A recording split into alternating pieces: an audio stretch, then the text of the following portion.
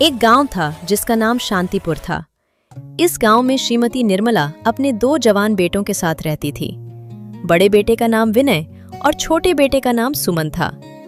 विनय बड़ा ही चतुर और स्वार्थी था। उसकी पत्नी कामिनी भी उतनी ही लालची और होशियार थी।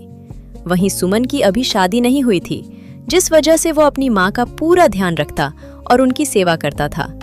निर्मला ने कहा, अरे सुमन, बाजार से कुछ राशन ले आओ।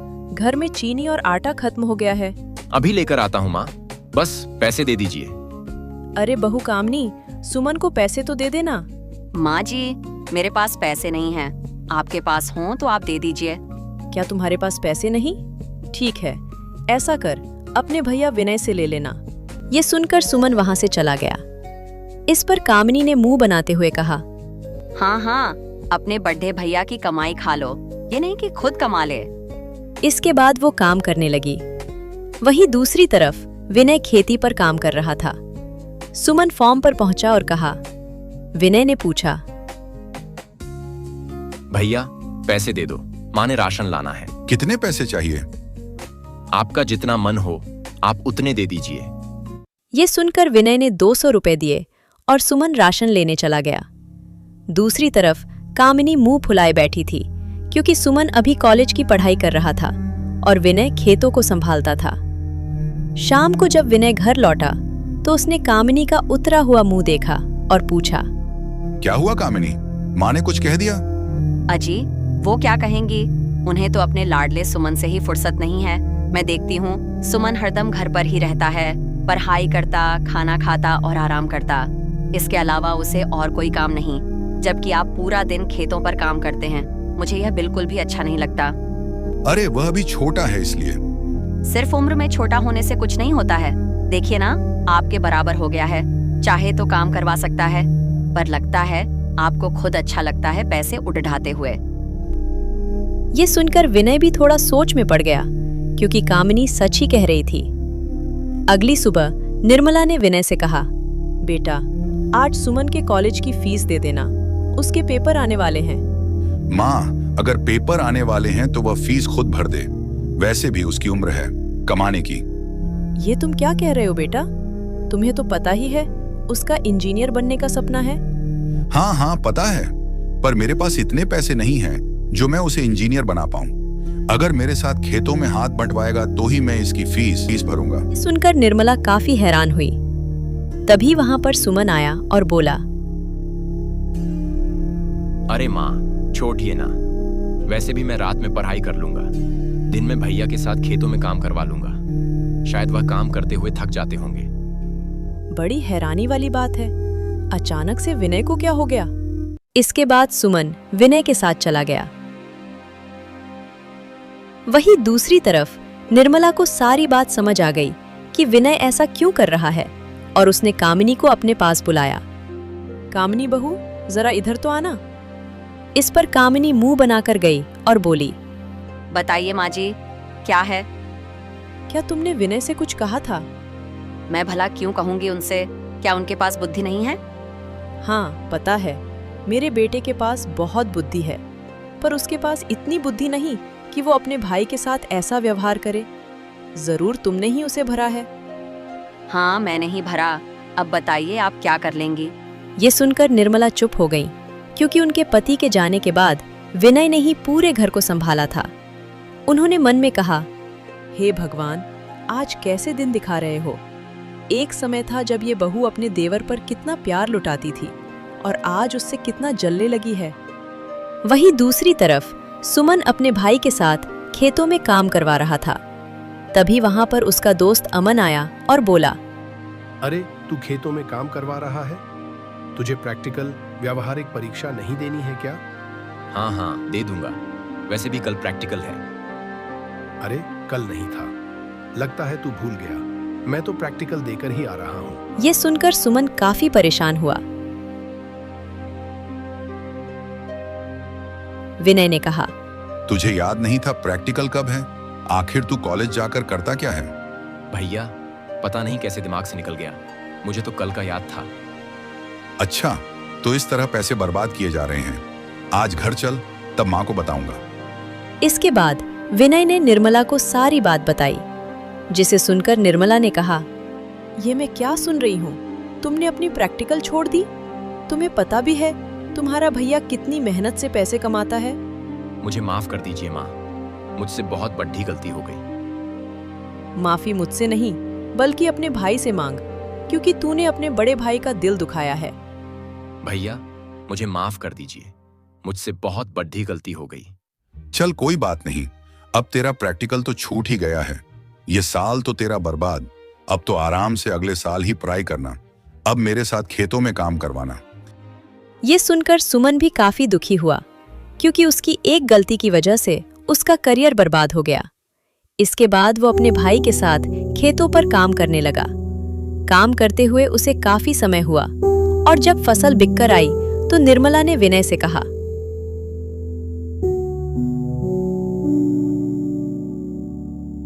बेटा, इस बार की फसल बिक गई?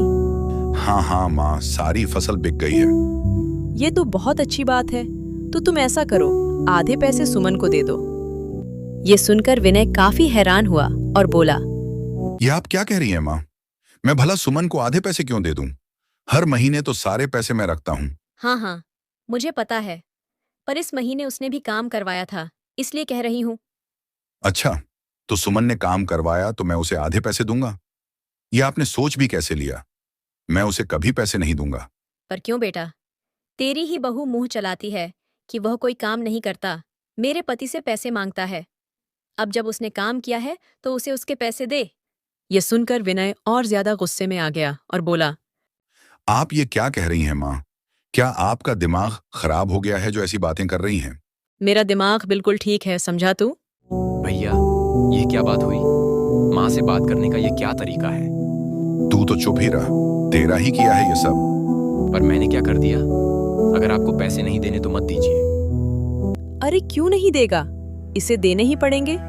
इसकी बहू तुझसे बहुत उल्टा सीधा कहती है, मैंने क्या सुना नहीं है? तो सही ही कहती हूँ माँ जी, ये पूरे दिन घर पर लेटा ही तो रहता है।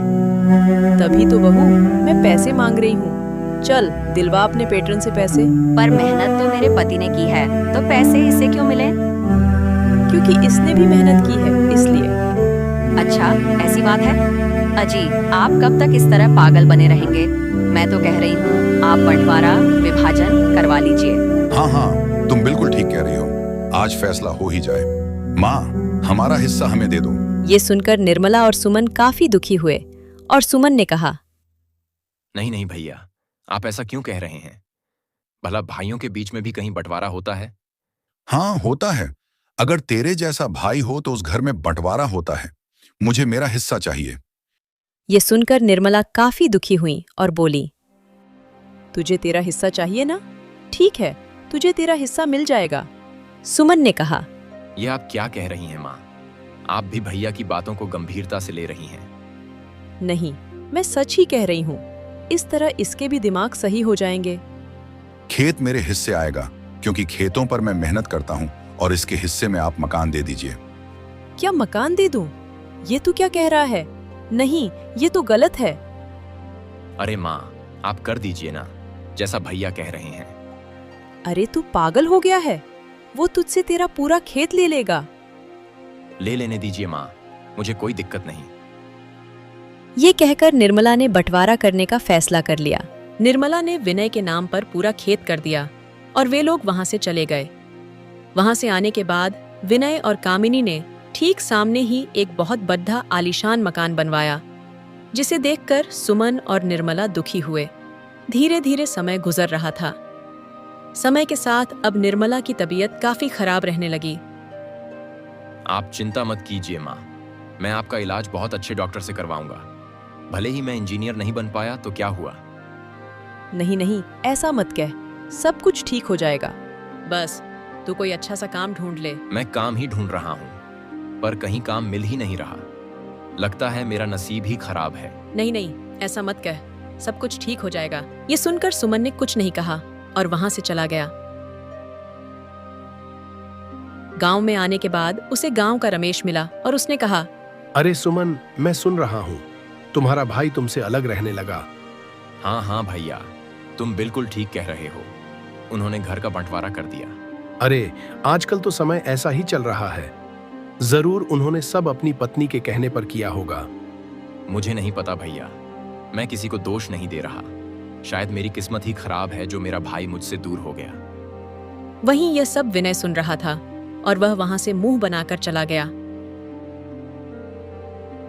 दूसरी तरफ कामिनी काफी ज्यादा खुश थी। अब मैं यहाँ पर महारानी बनकर रहूंगी। उस घर में तो मुझे अपनी सास के नीचे दबकर रहना पड़ जाता था। अब तो मैं बहुत अमीर हो गई। सारा खेत मैंने अपने नाम कर लिया है। अब वह रोजाना बाजार जाती और बहुत सारा सामान खरीदती। अरे, ये क्या हो गया? ये तो एकदम बदल गई है। पहले कितनी संस्कारी थी और अब कितनी बदतमीज हो गई है। अरे हाँ, यह सब तो संस्कारों की बात होती है। पहले अपनी सास के साथ रहती थी और अब अकेली। इसलिए तो कहते हैं, घर का बंटवारा अच्छे अच्छों को बर्बाद कर देता है। हे भगवान, ऐसे दिन तो किसी को न दिखाएं। वहीं गांव वालों की ऐसी बातें सुनकर निर्मला भी परेशान होती, जिस वजह से उनकी तबीयत और बिगड़ती जा रही थी। एक दिन सुमन दवाई लेने के लिए गांव के वैद्य हकीम के पास गया और उसने कहा, अरे वैद्य जी, कोई दवाई दे दीजिए जिससे मेरी माँ ठीक हो जाए। अरे सुमन, तुम तो इंजीनियर बनने जा रहे थे। तुम्हें तो मुझ पर भरोसा ही नहीं था। अब मेरे पास आए हो। क्या करूं, नसीब का खेल है। जहां इंजीनियर बनना था वहां अब मैं एक गरीब मजदूर बनकर रह गया हूं। मेरे पास पैसे नहीं जो मैं माँ का इलाज करवा पाता, इसलिए आपके पास आया हूं। तो तुम अपने भाई से क्यों नहीं कहते? भाई से क्या कहना, उन्हें तो सब कुछ पता है। वह जानबूझकर माँ का इलाज नहीं करा रहे हैं। अच्छा, ऐसी बात है। तुम चिंता मत करो, मैं कुछ दवाई देता हूँ। इन्हें अपनी माँ को दे देना, जिससे तुम्हारी माँ की तबीयत बिल्कुल ठीक हो जाएगी। यह सुनकर सुमन दवाई ले आया और अपनी माँ को दे दी। माँ, इसे खा लेना ध्यान से, क्योंकि इससे तुम बहुत जल्दी ठीक हो जाओगी। जरूरत कैसे नहीं है, जल्दी से खा लीजिए। मुझे पता है बाद में आप नहीं खाएंगी। फिर वह आराम से लेट गया, पर उसे नींद नहीं आ रही थी, क्योंकि वह काम धंधे के बारे में सोच रहा था। क्या करूं, कुछ समझ नहीं आ रहा। इस तरह तो घर नहीं चल पाएगा। इस तरह तो मुझे यह घर भी बेचना पड़ेगा। लगता है भगवान हमारी परीक्षा ले रहा है। पता नहीं वह कब इस परीक्षा से छुटकारा देगा। सुमन काफी परेशान था, क्योंकि दिन ब दिन उनके हालात खराब होते जा रहे थे। वहीं विनय और कामिनी खुशहाल जिंदगी जी रहे थे। सुमन ने कहा, लगता है भगवान हमारी परीक्षा ले रहा है। पता नहीं वह कब इस परीक्षा से छुटकारा देगा। अगली सुबह सुमन उठा और उसने निर्मला से कहा, माँ, मैं शहर में काम ढूंढने जा रहा हूँ। शाम तक लौट आऊंगा, और अगर शाम तक न लौटूं तो परेशान न होना। ठीक है बेटा, पर ध्यान से जाना।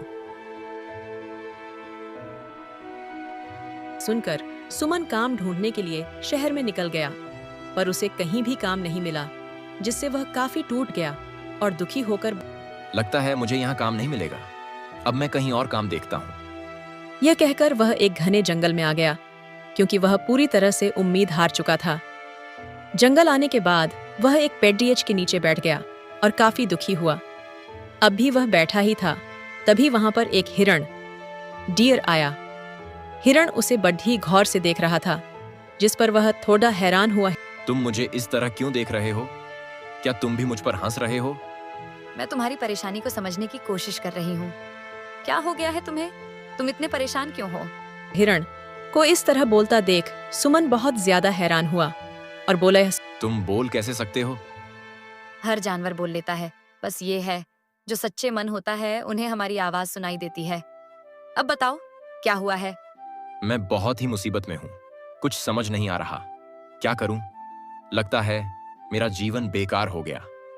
तुम ऐसा क्यों कह रहे हो? तुम्हारी माँ घर पर तुम्हारा इंतजार कर रही होंगी। इसके बाद सुमन ने सारी बात हिरण को बताई। मेरी बात मानो तो तुम मेरे साथ चलो। अगर तुमने मेरी मदद की तो तुम्हारी सारी परेशानियां दूर हो जाएंगी। तुम्हें किस प्रकार की मदद की जरूरत है? मेरा बच्चा एक गड्ढे में फंस गया है, बस मेरे बच्चे को गड्ढे से निकाल दो।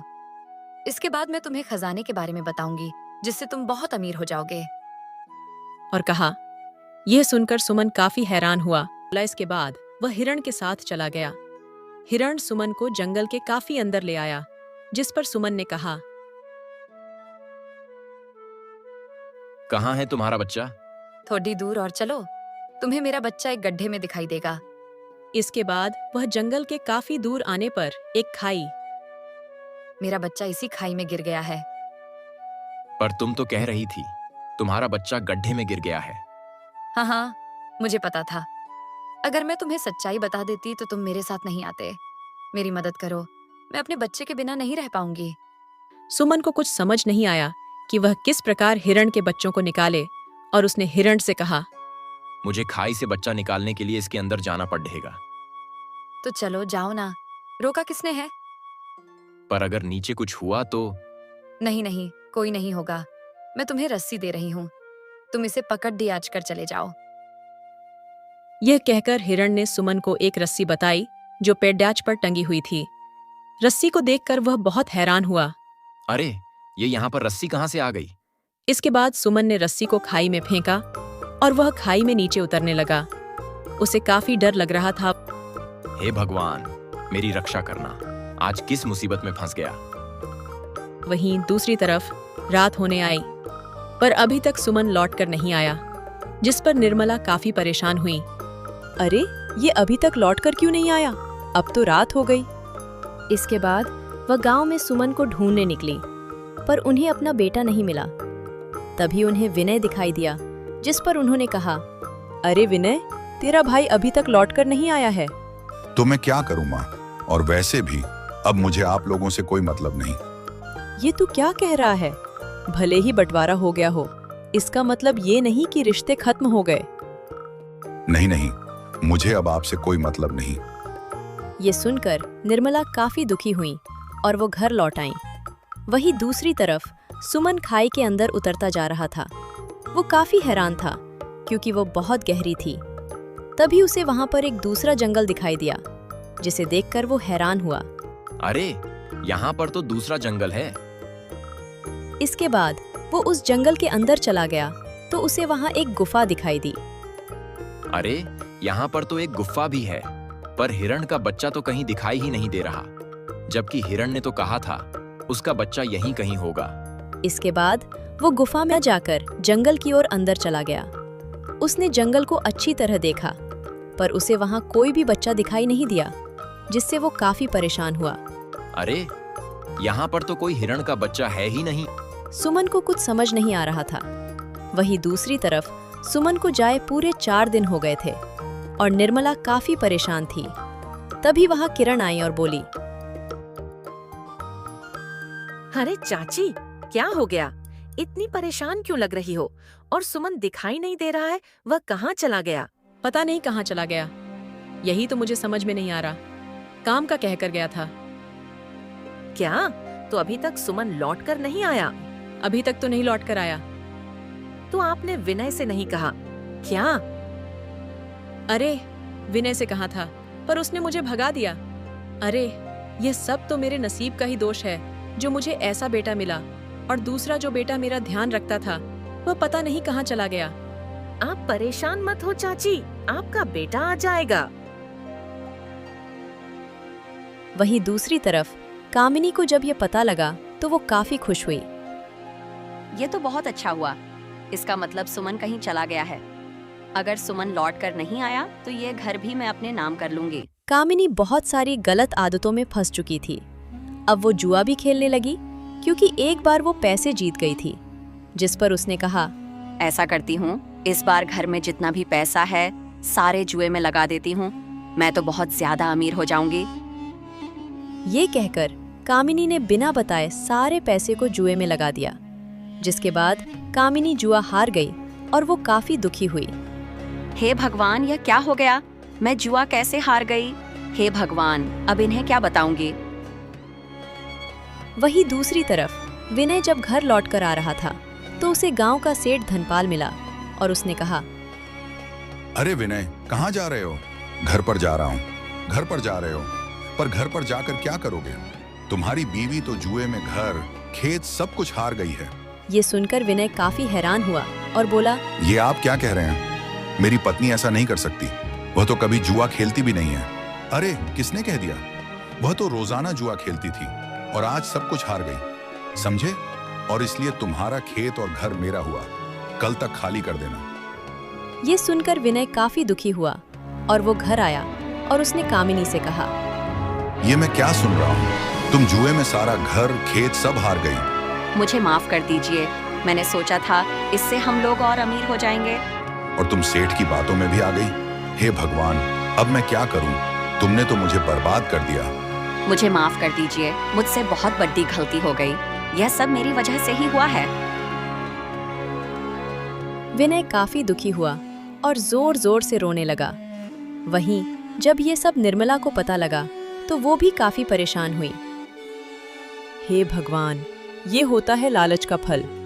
इसने अपने भाई के साथ बेईमानी की, इसलिए आज भगवान ने इसे ऐसे दिन दिखाए हैं। वहीं दूसरी तरफ सुमन काफी दिनों से जंगल में फंसा था। उसे कुछ समझ नहीं आ रहा और उसने कहा, अब मैं क्या करूं? मुझे तो हिरण का बच्चा मिल ही नहीं रहा। मेरी माँ काफी परेशान हो रही होगी। ऐसा करता हूँ, यहाँ से चला जाता हूँ। पर तभी उसने देखा वहां से जाने का रास्ता बंद हो चुका था और उसने कहा, हे भगवान, मेरी मदद कीजिए। मैं तो यहाँ पर किसी की मदद करने आया था, पर उलटा यहाँ आकर फंस गया हूँ। अब मैं क्या करूं? ये कहकर सुमन काफी दुखी हो गया। तभी वहां पर वही हिरण आया। हिरण को देखकर सुमन काफी हैरान हुआ और बोला,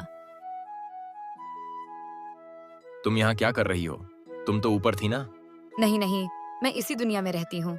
ये सुनकर सुमन और ज्यादा हैरान हुआ और उसने कहा, तो फिर तुमने मुझे यहाँ क्यों भेजा?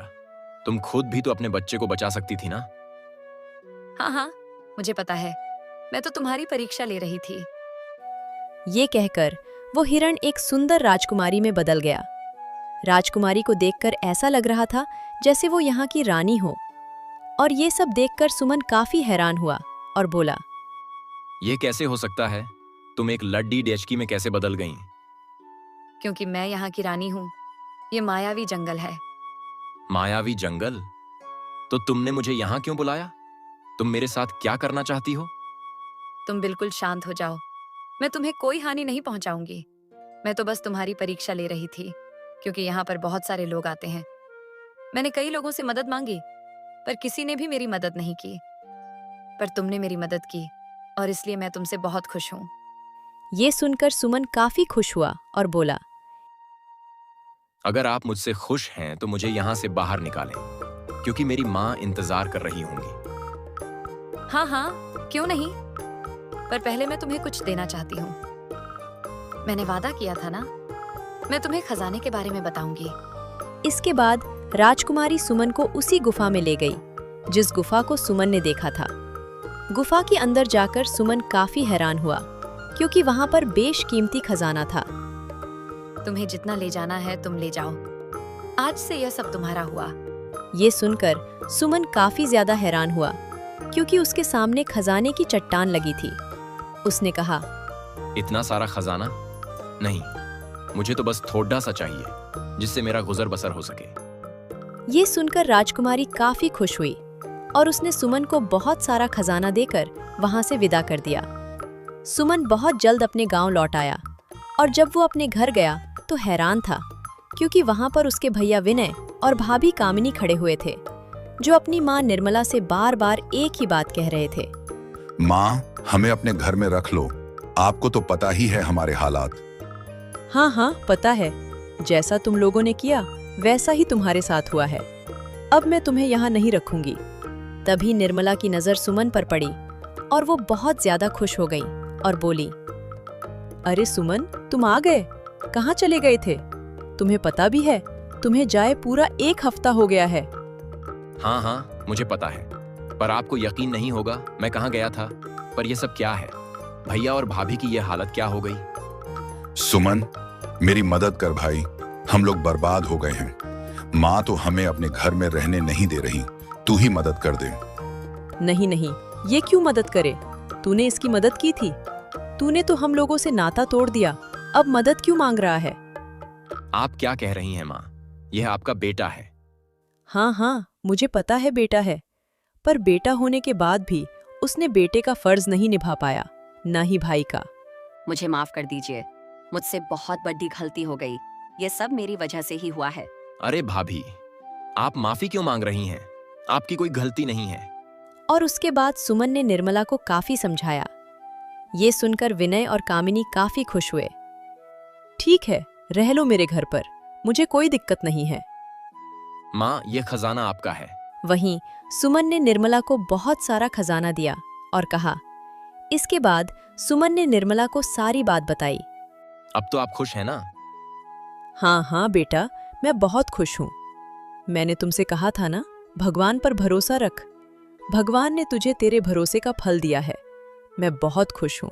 ये सुनकर सुमन काफी ज्यादा खुश हुआ।